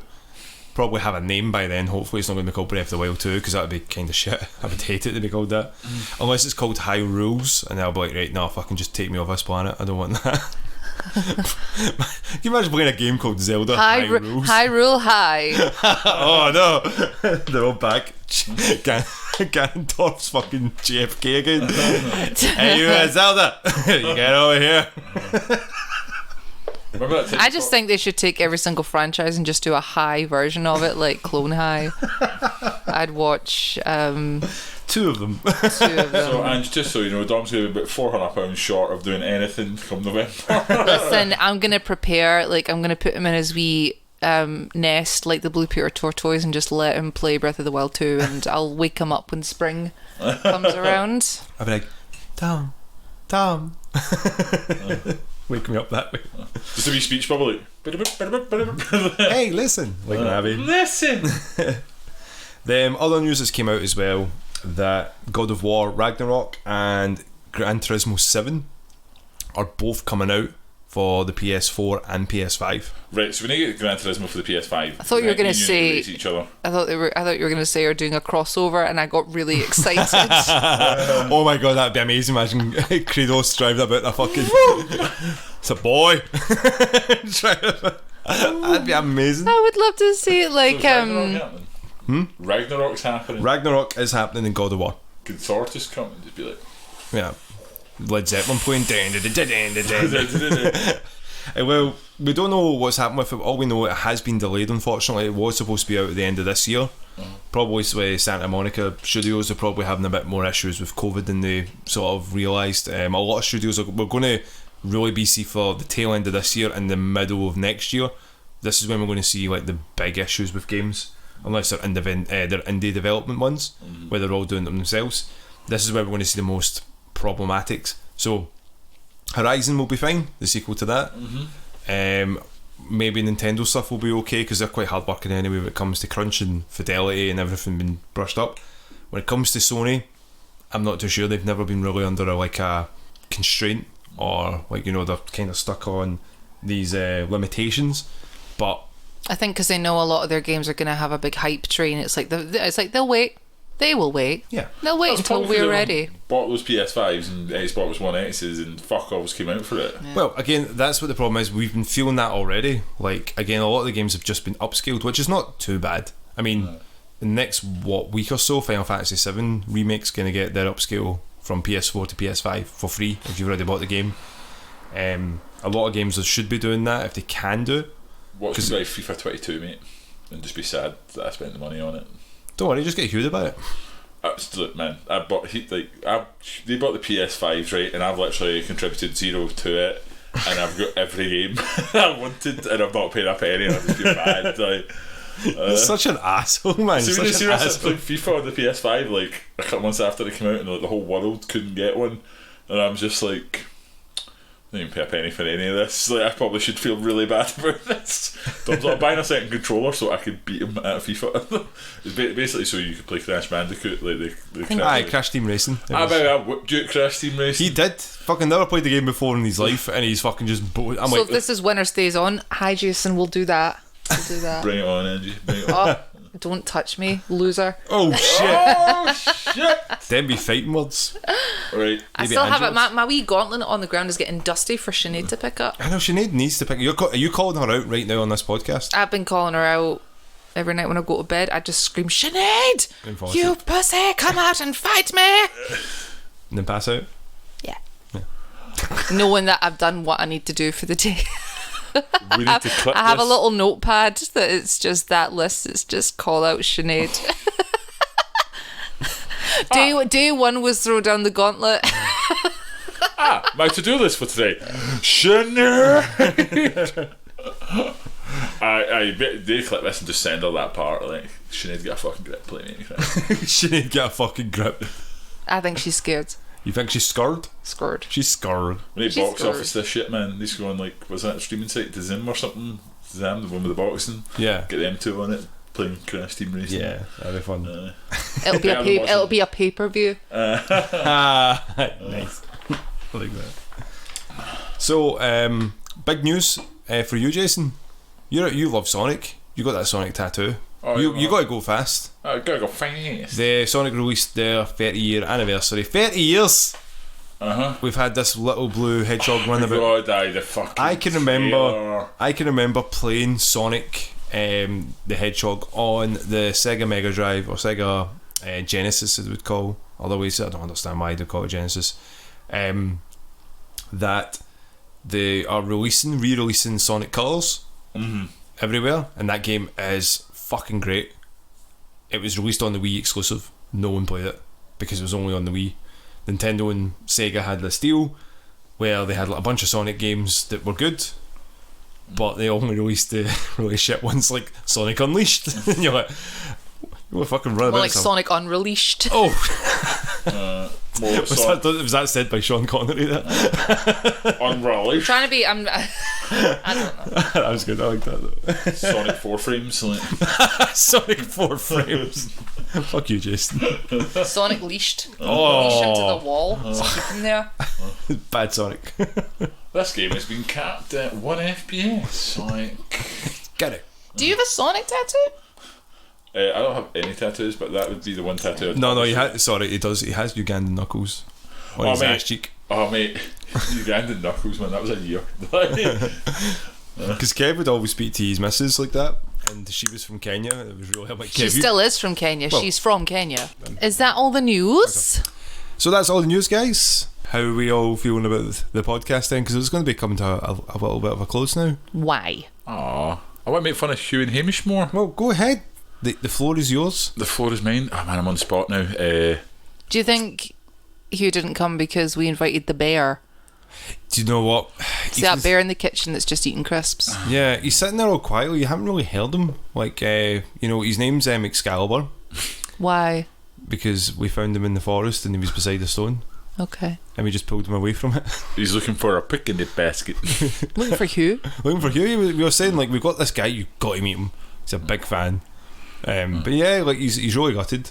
He's just finishing like the Doritos there. Like, he really likes the Cool Ranch, which is strange because a lot of people prefer, like, the cheesy and stuff like. But no, he's a Cool Ranch kind of guy. I was that's weird, eh? yeah, Hamish didn't come because he had to be sober. yeah. He said, I think in the message he said, like, hang about with people, you assholes, while being sober. No, fuck that. And then we talk about every time he's been drunk. You know what I mean? Every podcast. Aye, by the way, this is a shout out to Hamish, and this needs to be in the podcast. What year is it when I'm walking about and people are asking me in the town centre if I'm going to Hamish's house to drink? Right? I'm walking through the town, minding my own business, and they're like, "You got Hamish's house tonight?"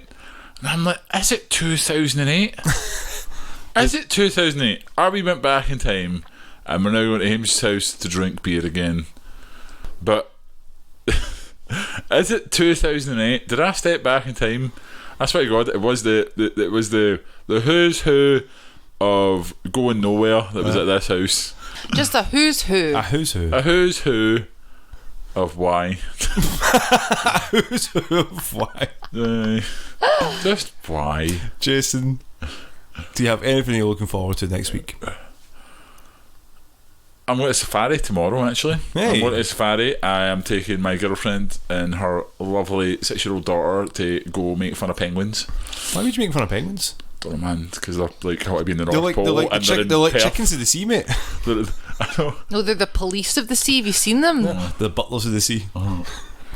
But mate, I want to go to a really Penguins, sorry. cold place. Who's police of Stirling. the sea?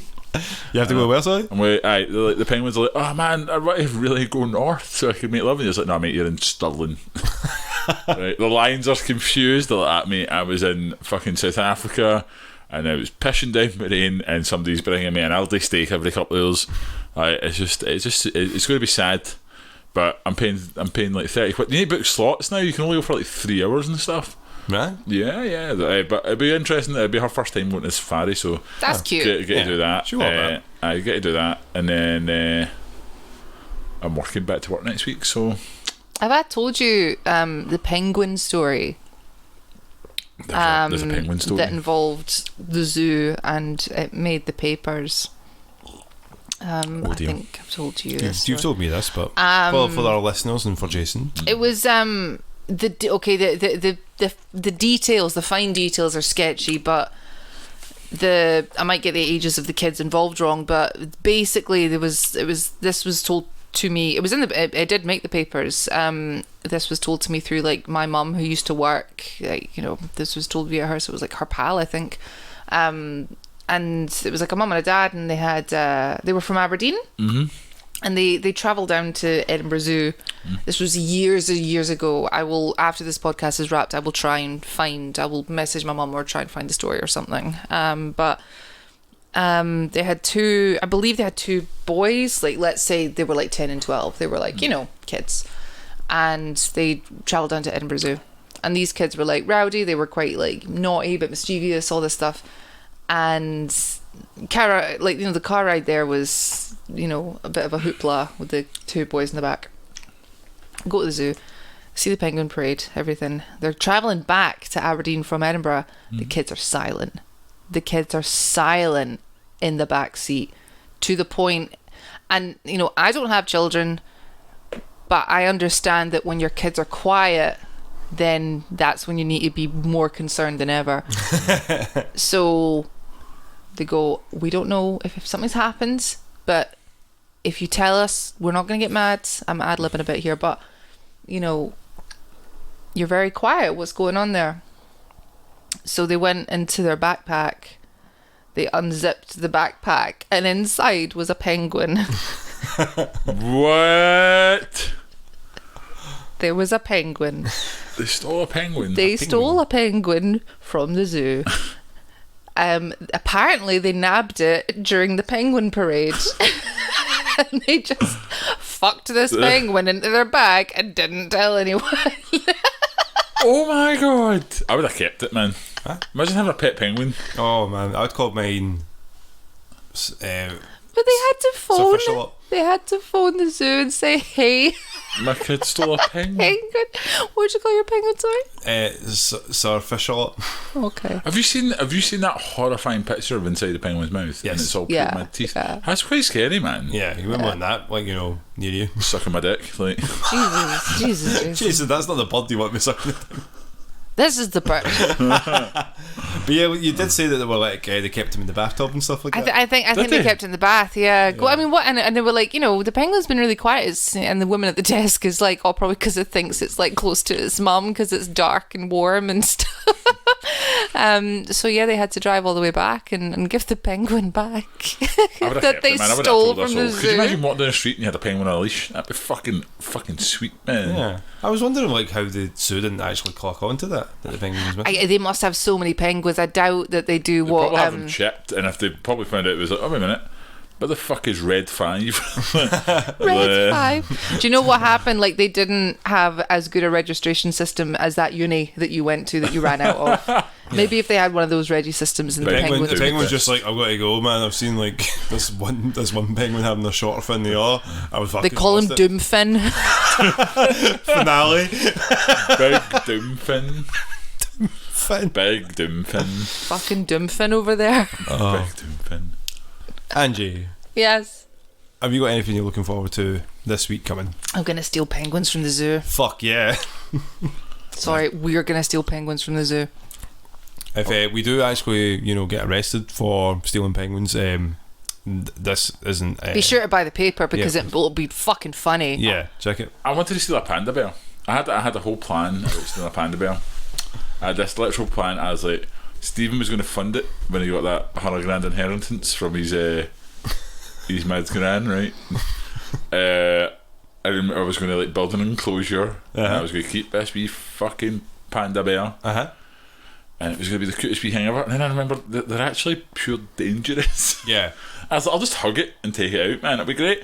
Panda bears are fucking huge, lazy as fuck, but they're huge. They're dangerously stupid. It's like no wonder they're going extinct. Have you seen pandas trying to like navigate their enclosure?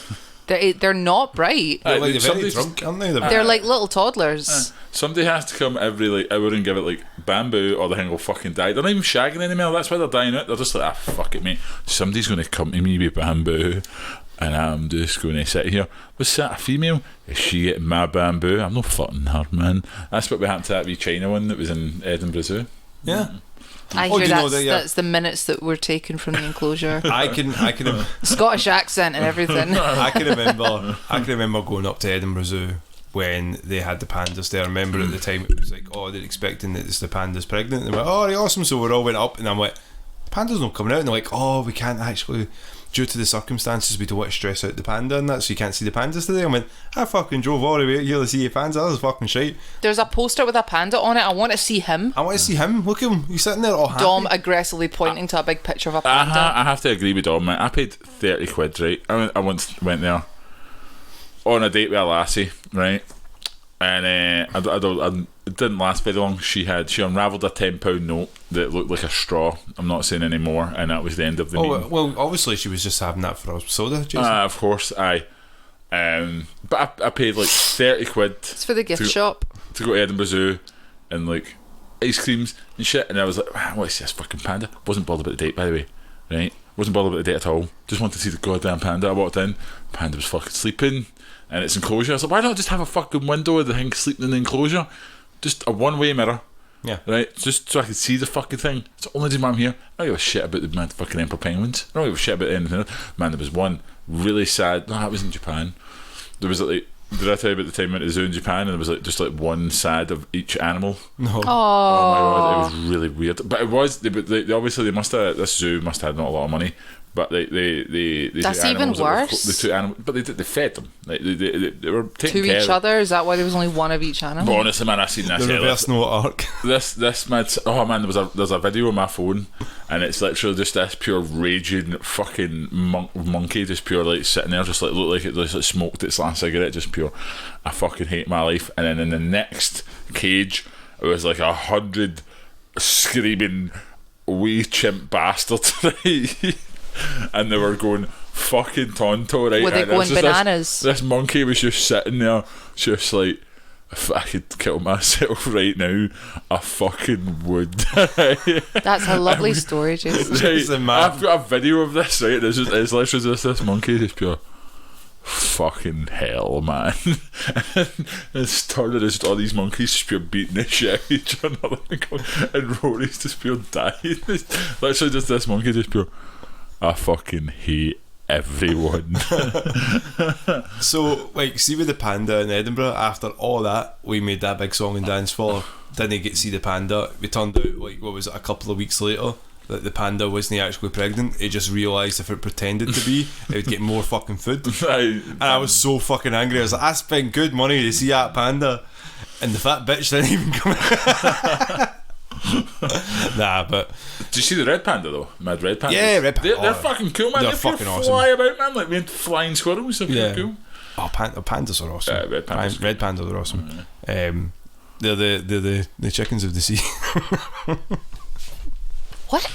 So it's It's just a running joke. Me and Jason have like pigs in the sea, chicken in the sea. Aye, pigs of the sea, man. Pigs of the sea. There's so many pigs in the sea. Have you not seen the chicken of the sea meme? It was like way back in the noughties. It was like when Nick Lachey and Jessica Simpson got married and they had their show Newlyweds. No. It was like it was like the first like couples reality TV show with like celebrities, but it just showed you how fucking stupid they were. And she's eating tuna, and the tuna is called chicken of the sea.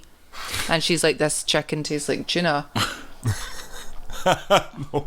And it was this like, I remember on MSN that being like a wee emoji and stuff like that. It was like a meme. It was like Fuck the first memes. But it's funny because you get all the like the Osbournes and like even Parks and Rec, like the shitty camera cuts. It just makes stuff like that funnier. Yeah. Because you see like the camera cut to Nick Lachey and he's just looking at her like he says nothing. He's like, I don't have a retort for that. She's a fucking idiot. What have I married into? Aye, basically. Now she looks like a whale of the sea.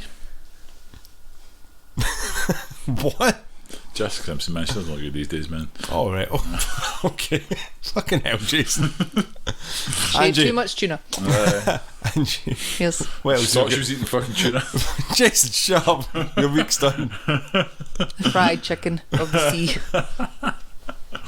Too much KFC. KFC. There we are. I knew that was chicken coming. tastes like tuna. I knew that KFC comment was If I coming. pretend I'm pregnant, they'll give me more food. Yeah, it's hard. Just pure shit now. Chew! Sorry, that was that mad panda meme with the wee panda sneezes and the big panda shits itself. Did I ever tell you that story when it was a hippo when I was in Edinburgh? Oh, it was a rhino. I'm sure you said it was, Was a it rhino. I was a rhino because it was like the baby rhino. Was it baby rhino? Yeah. You remember. Yeah. It was either a baby rhino or a baby hippopotamus. And it was like we were just sitting watching, and there was like family in front of us, a bunch of kids. It's like, look how beautiful nature is, it's so great. Oh, Anji sparking the last can. Were you talked over? She's like, it's not the last can of the night, bitch. Oh damn, motherfucker. So there's a bunch of kids just like all excited to see them. And I think it was the mum was like, wow, isn't nature so beautiful? And like the creature just lifted up its tail and just shat absolutely everywhere. And I'm sitting there going Oh dear. I'm like, that's a lot of shit. That's a lot of shit. But did you not say it really deadpan? Like really matter of fact? That's a lot of shit. That's a lot of shit. And like we could obviously the mum had to laugh. I was like, wait, I know there's a bunch of kids there you really shouldn't swim in front of them, but it was a lot of shit. It's a lot of shit. So anything you're looking forward to this week, Dominic? Going to check to see what's happening in the cinemas, because after while we're recording this podcast, when it hits midnight tonight, Glasgow will be back down to level 2. Hooray! Meaning that places can open up again, cinemas will open up again. So I am here from Glasgow land, but we have all taken our wee lateral flow test. we have to, indeed. They were horrible, man. That thing you need to shove up your nose and tuck the back of your throat, man.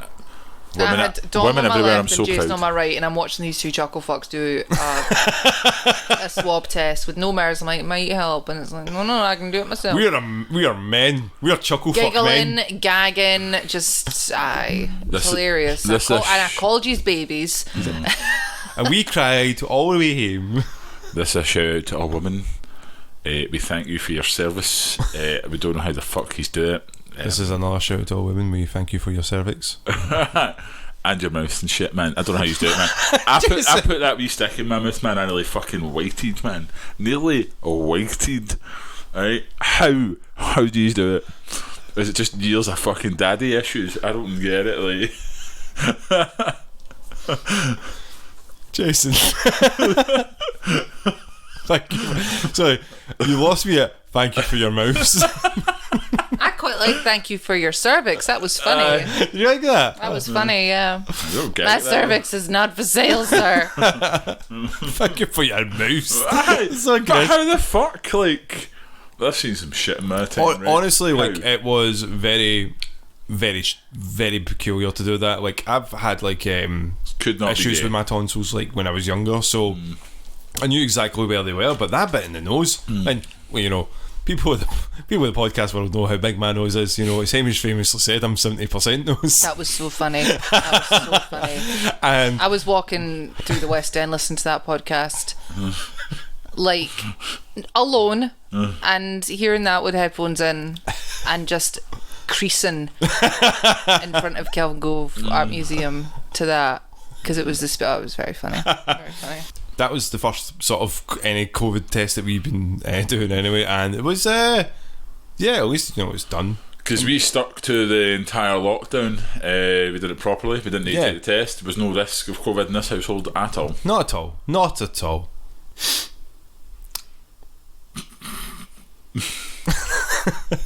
Anyway, I can't taste my cider. You can't taste this. So yeah, looking forward to cinemas opening back up this week. I got a little interview on Tuesday for a position in work, so I'm going to see how that goes. I'll be streaming on Monday for more Resident Evil at 7 o'clock, so if you want to join in there, twitch.tv/patchesingaming. We post everything up on Patchesin Official on our Instagram. We're on Twitter at Patchesin. Facebook, follow us on Instagram follow us on Facebook at Patchesin Official. Just Google it. Just Google it, as we always say. Because it's literally been patched as in the night, man. Yeah, it's a wee bit of a shame. Hopefully the boys will be back next week. Officially patched. And it's a wee shame because like they were so looking forward to having Anji on and grilling her. It was clearly just words. It's clearly just words. You hear that, lads? You're getting called out. Actions speak louder. Definitely. So that is a goodbye from Jason. Goodbye.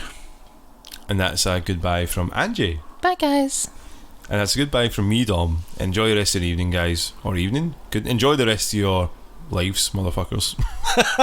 Have a good one. Have a good one, pal, you fucking. Go steal a penguin. Go steal a penguin.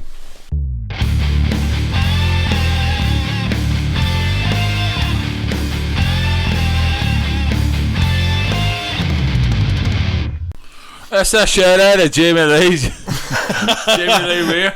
We're going to put that right at the end of the podcast, Jason, just for you.